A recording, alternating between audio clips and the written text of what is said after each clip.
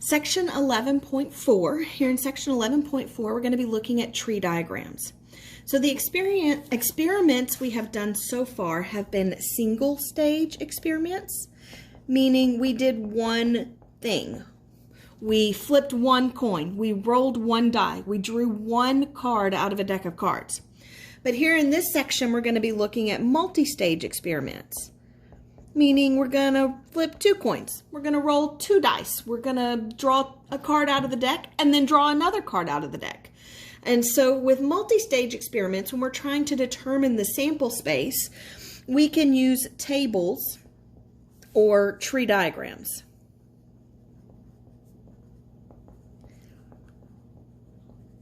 For example, if we're tossing two coins, if we're tossing a penny and a nickel, well, if we're going to use a tree diagram to help us determine the sample space, when we draw a tree diagram, we have our starting point here. So before anything has been done, this is where we're starting.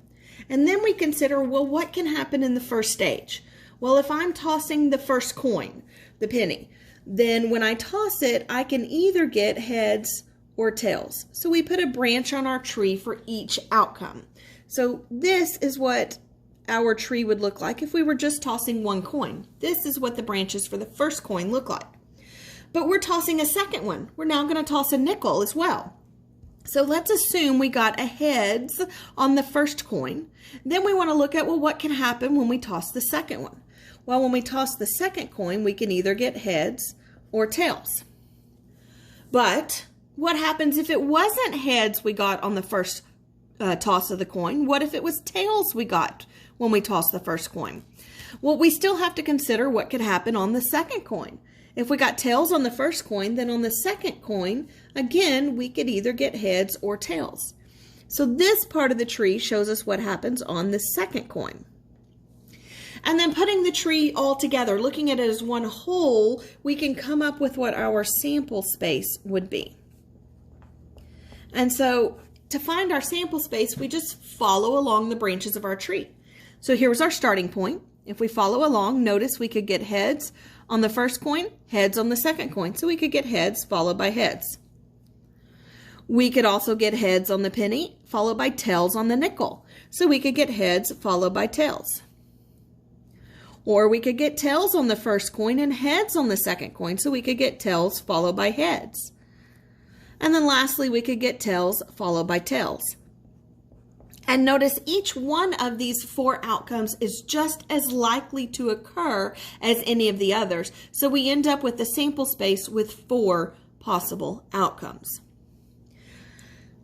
So what happens if we roll two dice? Well, when we roll two dice, if we were trying to make a table, notice you'd have 6 outcomes for your first branch, and then you would have 6 outcomes off of each of those. And so it's going to get kind of bulky.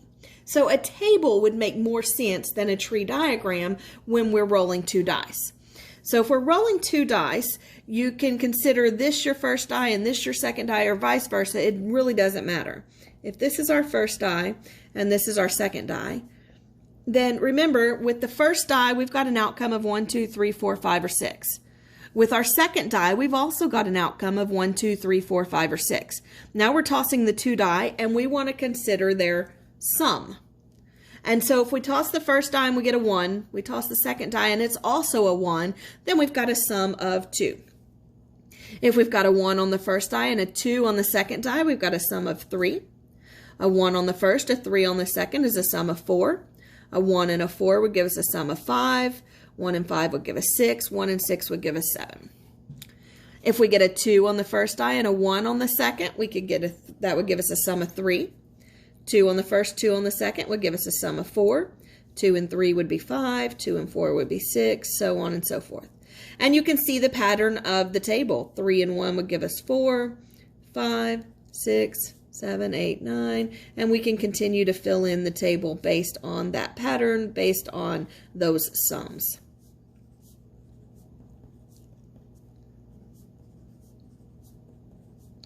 Now, when we start looking at, well, how many outcomes are there?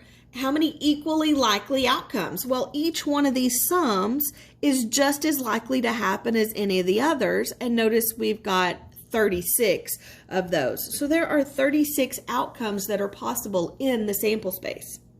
Now, when we go to list our sample space, remember we were looking at the sum.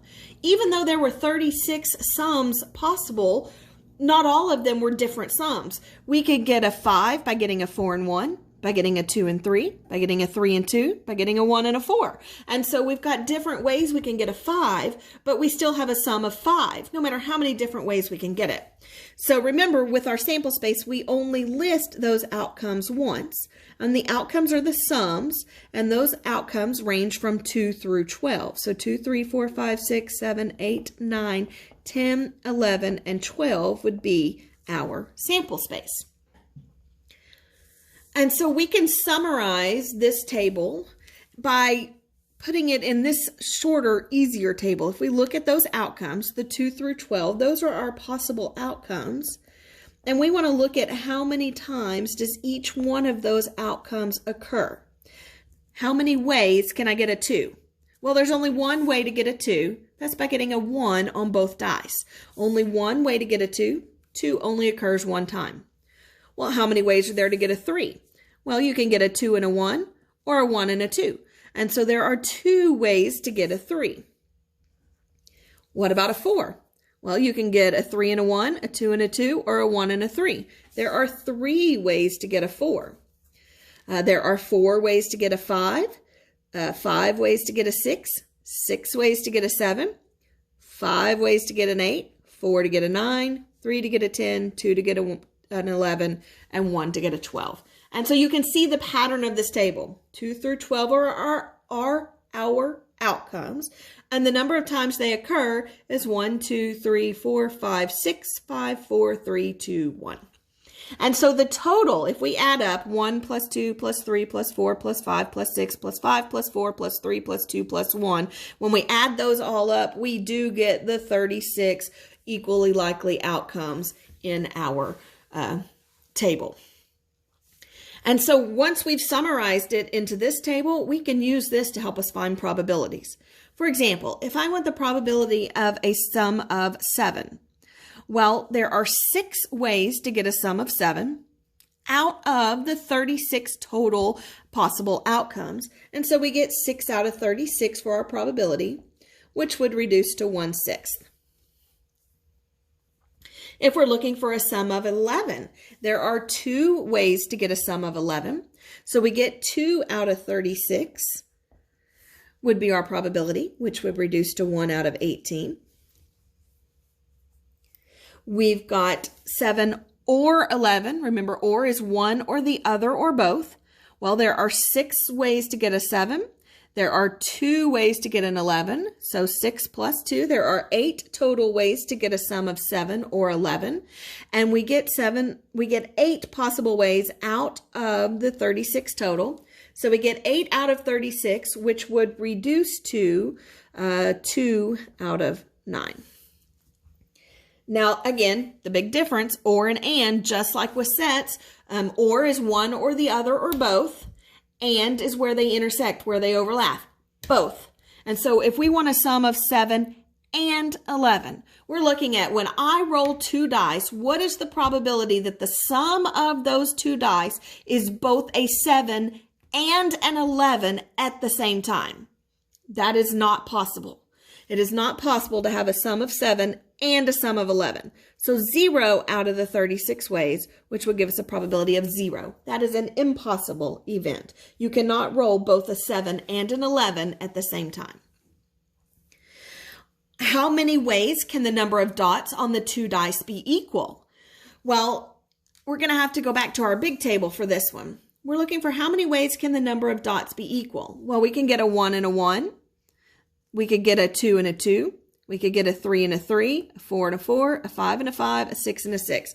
So basically down this diagonal, there are only 6 ways that the 2 dice can be equal. Only 6 ways to roll a double, basically. And so it didn't ask for probability. So it's not 6 out of 36. It just asked for how many ways. So there are only 6 ways. On the top of the next page, we're going to look at a few more complicated tree diagrams. And so on this first one, we're making a sandwich. You can choose from white or wheat bread, mustard, mayo, or neither, and ham or turkey for your meat. And we want to know how many different sandwiches can you make, and it asks us to create a tree diagram. So again, here's our starting point. And from our starting point, we have to first choose what kind of bread. Well, notice we can have either white bread or we can have wheat bread. Those are our only two options. After choosing the type of bread, we have to choose what type of condiment. Well, notice we can have either mustard, mayo, or neither. And so if we choose white bread, we've got three options. We can choose mustard, we can choose mayo, or we can choose neither. But again, if it wasn't white bread we chose, if it was wheat bread we chose, we still have three options for condiments. We can choose mustard, we can choose mayo, or we can choose neither. We still have to choose our meat now. So if we chose white bread with mustard, then we still have the choice of ham or turkey for our meat. If we chose white bread with mayo, again, we have the choice of ham or turkey for our meat. If we chose white bread with neither, we have the choice of ham or turkey for our meat. If we chose wheat bread with mustard, we still have the choice of ham or turkey. Wheat bread with mayo, we have the choice of ham or turkey. Wheat bread with neither, again, we have the choice of ham or turkey. And so we can look and see how many different sandwiches can we make. Well, we can have white bread, mustard, and ham, or we can have white bread, mustard, and turkey, or white bread, mayo, ham, white bread, mayo, turkey, white bread with neither and ham, white bread with neither and turkey, wheat bread with mustard and ham, wheat bread with mustard and turkey, wheat bread with mayo and ham, wheat bread with mayo and turkey, wheat bread with neither and ham, wheat bread with neither and turkey. So if you count up, we've got 12 different sandwiches that we can make. It didn't ask us to list out the sample space this time. Listing it out is helpful if you're actually finding some probabilities, but in this case, they just ask us to find the 12 different sandwiches. All right, I want you guys to try the next one. A particular restaurant offers free ice cream for dessert. You have a choice of vanilla, chocolate, or swirl. You can get the ice cream in a cone or a bowl. How many different ways can you have this ice cream? Draw a tree diagram, then list the sample space. So you guys need to draw your tree diagram, list the sample space this time, and tell me how many different ways you can have the ice cream. So pause the video and try this one now. All right, so here's our starting point. And then you can either choose what type of ice cream you want first and then what you're going to put it in, or you can choose what you're going to put it in first and then the type of ice cream. That's the way I chose to do it. So my options for putting the ice cream in a container would be I can put it in a cone or I can put it in a bowl. We have two options for how we're going to hold our ice cream. So if I choose a cone, well, then I have three flavors to choose from. I can fill it with vanilla, I can fill it with chocolate, or I can fill it with swirl. If I chose a bowl instead of a cone, again, I can put vanilla or chocolate or swirl ice cream in it. And so there's my tree diagram. So listing out the sample space, notice we're listing what are the different types of ways we can have our ice cream. Well, we can have a cone with vanilla. We can have a cone with chocolate. We can have a cone with swirl. We can have a bowl of vanilla. We can have a bowl of chocolate. Or we can have a bowl of swirl. And if you had done your tree diagram the other way, if you had done vanilla, chocolate, swirl first, and then from each of those three you had cone bowl, cone bowl, cone bowl, you get the same 6 outcomes. It does not matter which way you do your tree. And so, yes, our answer, there are 6 different ways to have this ice cream, 6 different outcomes. All right, so now we want to look at the counting principle. The counting principle says if a first experiment can be performed in m different ways, and a second experiment can be performed in n different ways, then the two experiments can be performed together in m times n different ways.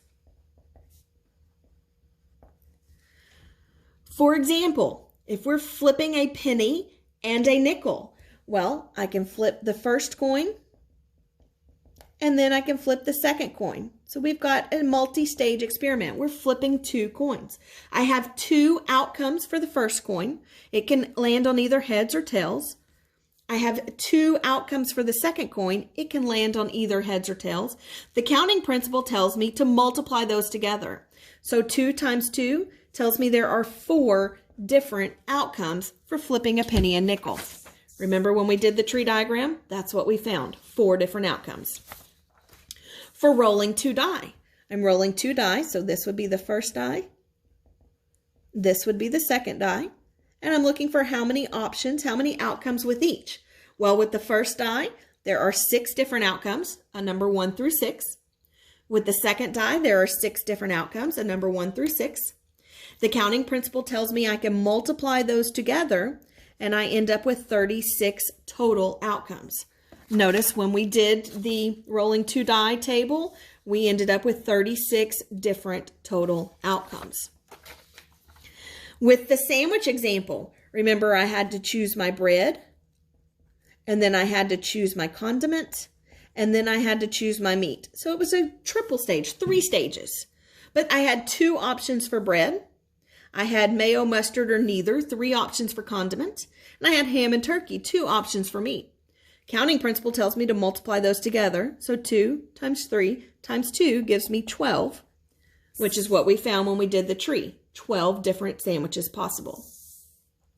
With the ice cream example, we had to choose what flavor ice cream we were going to have, and we had to choose what we were going to put it in, the container. And so we had 3 different flavors to choose from. We had 2 different containers, either a cone or a bowl, and so that gives us 6 total outcomes, which is what we found when we actually did the tree diagram. Again, order doesn't matter. If you did container first and then flavor, you still get 2 times 3, which is still 6. Couple more examples on the top of the next page. This first one says 9 runners enter a race. Assuming no ties, how many ways can the gold, silver, and bronze medals be awarded? Well, notice again, we've got a 3-stage experiment. We've got to award the gold medal, we've got to award the silver medal, and we've got to award the bronze medal. We've got to pick a winner for gold. Well, if 9 runners enter a race, that means there are 9 different people who could possibly come in first place. So we've got 9 options for the gold medal. Remember, there's no ties, but somebody wins the gold medal, which means there's only 8 runners left who could possibly get a silver medal. So we've got 8 ways, 8 different people who could get the silver. And again, no ties. We've awarded a gold medal. We've awarded a silver medal. That means there's only 7 people left with an option of getting the bronze medal. Again, counting principle tells us to multiply 9 times 8 times 7. That tells us there are 504 different ways those medals could be awarded. On the next one, how many possible ways are there to complete a true-false quiz with 5 questions? Well, notice now we're going to have 5 stages to our experiment. When you're trying to answer this true-false question quiz, it's got 5 questions, so you've got to choose an answer for the first question. You've got to choose an answer for the second question, for the third question, for the fourth question, and for the 5th question. And so your options, when you're choosing an answer for the first question, it's true, false. You're either going to pick true or you're going to pick false. You've got 2 options, 2 possible outcomes for the first question. Same thing with the second question. It's all true, false. So the second question, you can answer one of 2 ways, either true or false. You've got 2 options for answering the third and the fourth and the 5th question. Counting principle tells us to multiply. 2 times 2 times 2 times 2 times 2 tells us there are 32 different ways that you could answer a 5-question true-false quiz. All right, we will stop this video here and continue in part 2.